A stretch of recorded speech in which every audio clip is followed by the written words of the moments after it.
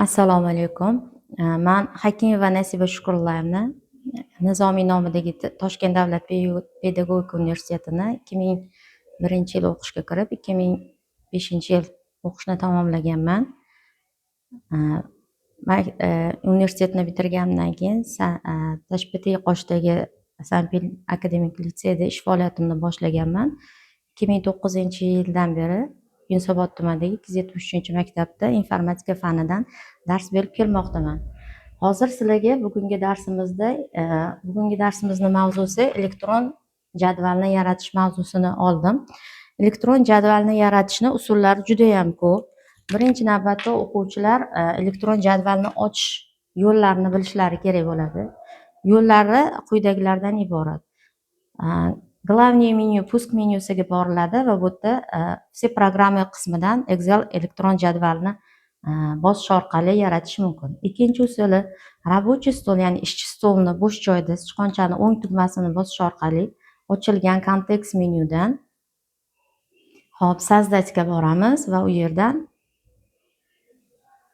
list Excel elektron jadvali ustida bosish orqali 2 marta bosamiz va shu orqali ochish imkoniyati mavjud. Undan tashqari pusk masalalar panelida pastki qismida agarda zakrepic qilib qo'yilgan bo'lsa, o'shani ustiga 2 marta bosish orqali ham elektron jadvalimizni yuklab olish, ya'ni ochish imkoniyati mavjud bo'lar ekan. Elektron jadvali bizga o'zi asosan ko'proq hisob-kitob ishlarini amalga oshirish uchun, ya'ni buxgalterlar uchun mo'ljallangan dastur hisoblanadi. Elektron jadvali interfeysi quyidagi ko'rinishlardan tashkil topar ekan. Demak, birinchi qatorda sarlavha satri joylashgan bo'ladi. Sarlavha satrida agarda biz bu ishchi kitobni saqlamagan bo'lsak, list 1 degan ko'rinishda ochilinadi. Agar saqlagan bo'lsak, saqlagan nomimiz bilan ko'ringan holatda turadi.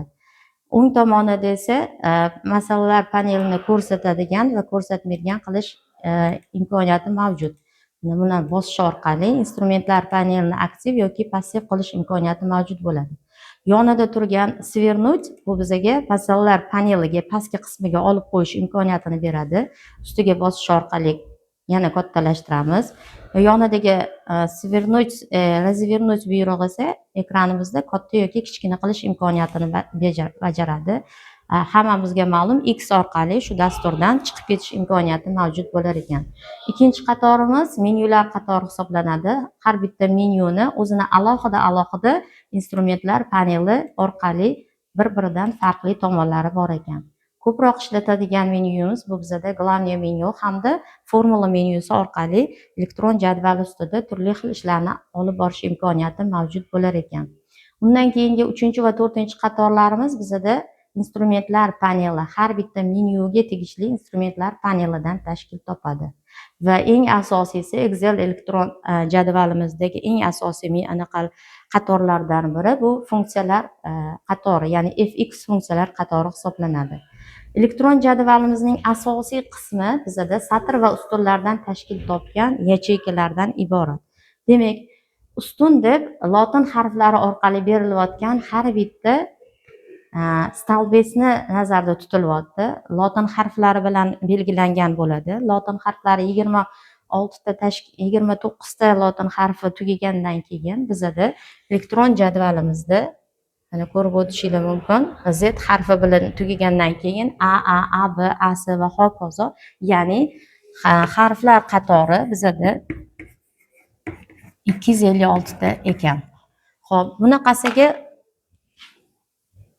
sonlar bilan berilyapti. Bu sonlar bilan berilayotgan anaqamiz stroka deyiladi. 16384 ta strokadan iborat ekan. Endi sizlar bilan yacheyka nima ekanligi haqida gaplashib o'tishimiz kerak bo'ladi. Yacheyka deganda biror bir, ya'ni kursorimizni olib borib qo'ygan joyimiz, ya'ni aktiv bo'lib turgan qatorimiz, qator va ustunlarni tutashgan joyi yacheyka deyiladi. Shaxmat va shashkalarni o'ynagan odamlar ko'proq bilishadi. Ko'proq masalan fil mana bu yacheykada joylashgan, mana bu yoqqa yuryapti degan ma'noda. Demak, Excel dasturimizda ham yacheyka satr va ustunlarni tutashgan joyi. Har doim birinchi navbatda harflar va sonlar ketma-ketligida o'qilinadi. Ya'ni hozir kursorimiz olib borib qo'ygan joyimiz C3 yacheykada joylashgan ekan. Xo'p, C3 yacheykada mana sizlarga hozir hisob-kitob ishlarini amalga oshirish uchun kerak bo'ladigan dastur deb aytdim. Buni sizlarga hozir bitta misol orqali ko'rsatib o'tish imkoniyatiga ega bo'lar ekanmiz. Ixtiyoriy yacheykaga ixtiyoriy sonlarni kiritib oladigan bo'lsak. Xo'p.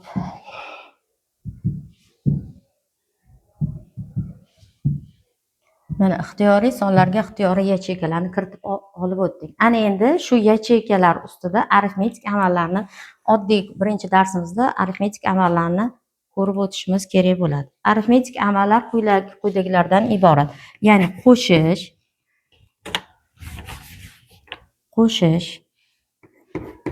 ayirish, ko'paytirish hamda bo'lish.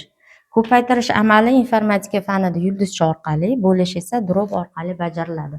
Shunda bizda kompyuter shu amallarni ko'rayotganligi haqida ma'lumot berar ekan. Birinchi navbatda biz Excel dasturida hisob-kitob ishlarini amalga oshirayotgan paytimizda o'sha javobini chiqarmoqchi bo'lgan bo'sh yacheykaga o'tib olishimiz kerak bo'ladi va barobar belgisini bosishimiz kerak bo'ladi. Barobar belgisini bosganimizda yacheyka tanlangan yacheyka hamda fx funksiyalar qatorida barobar belgisi paydo bo'ldi. Masalan, kiritib olingan sonlar ustida arifmetik amallarni bajarmoqchimiz. Masalan, 100 ga 80 ni qo'shib 12 ni ayirmoqchimiz. Buning uchun biz nima ish qilishimiz mumkin? Barobar ustiga bosganimizdan keyin 100 joylashgan sonni ustida bir marta sichqoncha orqali yoki kursorimizni olib borib qo'yish orqali bajardik. Masalan, o'zi avtomatik ravishda yacheykani joylashgan joyini ko'rsatib o'tdi. Masalan, J3 yacheykaga qo'shmoqchimiz, masalan, 98 sonini. 98 ni ustiga shunday olib borib qo'yganimizda avtomatik ravishda Y3 ni belgilab oldi va bu yig'indidan ayirmoqchimiz 12 sonini bo'ladigan bo'lsa, mana 12 sonini ustiga bosdik va natijani chiqarish uchun enter tugmasini bosib o'tdik. Demak, 186 bo'lar ekan. Xo'p, 186 sonimiz aktiv holatga, ya'ni ustiga bosganimizda natija chiqqani yacheykada formulasi esa fx funksiyalar qatorida joylashgan bo'lar ekan. Bunaqangi misollarni juda ham ko'p ko'rib o'tishimiz mumkin bo'ladi. Xo'p, bundan tashqari Excel elektron jadvalda satr va ustunlarni biror bir ma'lumot kiritmoqchi bo'ladigan bo'lsak, satr va ustunlar sig'maslik imkoniyati juda ham ko'p bo'ladi o'quvchilarda. Masalan, familiya, ism, otchestvoni kiritayotganimizda, masalan, A stolbetga kiritmoqchimiz, lekin shu yerda kengligi kichkinalik qiladigan bo'lsa, sichqoncha bilan mundoq ikki tomonga strelka chiqqan holatdagina surish imkoniyati yoki bo'lmasam shirinani o'zgartirmoqchi bo'ladigan bo'lsak, ikkita tomonga surish imkoniyati orqali, demak, belgilangan yacheykalarimiz ustida tahrirlash ishlarini olib borish imkoniyatiga ega bo'lar ekanmiz. Sizlarga yaxshiroq ko'rinishi uchun biror bir sohani belgilab olib, unda все границы degan tugmani bosish orqali mana ko'rib o'tishingiz mumkin. Xo'p, mana elektron jadvalda tayyor elektron jadvalni tahrirlashlari orqali biror bir satr yoki ustunni birlashtirishimiz yoki yozayotgan matnlarimizni направление, ya'ni yo'nalishlarni o'zgartirish imkoniyati ham mavjud. Buning uchun bizga kerakli bo'lgan sohani belgilab olamiz. Masalan, A4 dan B4 gacha bo'lgan A4 dan B4 gacha bo'lgan sohani birlashtirmoqchi bo'ladigan bo'lsak, birinchi navbatda belgilab oldik va главный menyusi ochilgan holatdagi объединить и поместить в центр buyrug'ini berish orqali ikkita yacheyka, 6 ta yacheykani birlashtirish imkoniyati mavjud bo'lar ekan.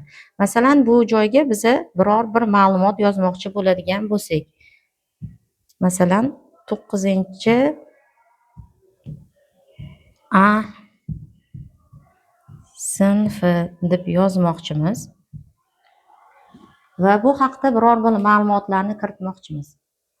6 ta yacheykani bitta qilib oldik. Endi shu yacheykada yozayotganimizda yozgan ma'lumotlarimiz chiroyli ko'rinishi uchun biz главный menyusidagi по центру degan buyruqni berish orqali o'rtaga taqsimlab olishimiz, shrift turlarini o'zgartirish imkoniyatiga egamiz.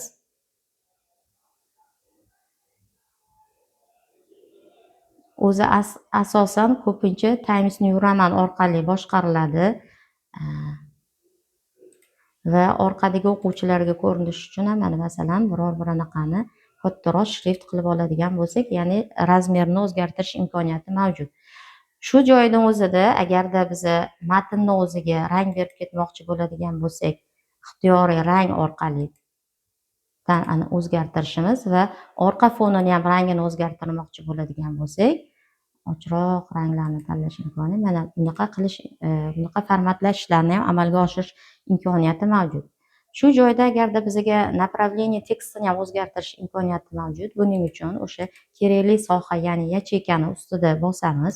O'ng tomonni bosganimizda format yacheyk buyrug'i orqali выравнивание menyusidan tekst, ya'ni nadpis tekstini qaysi gradus asosida burmoqchi bo'ladigan bo'lsak, shu gradusga burish orqali ishlarimizni amalga oshirish imkoniyati mavjud. Mana ko'rib o'tdinglar. Ya'ni hozir bu yerda katta qilganim uchun mana uzoqroq anaqa suradigan bo'lsak, mana ikkita tomondan surish imkoniyati mavjud deb o'tdim. Demak, shu orqali ko'rinishlarni ham o'zgartirish imkoniyatiga ega bo'lar ekanmiz.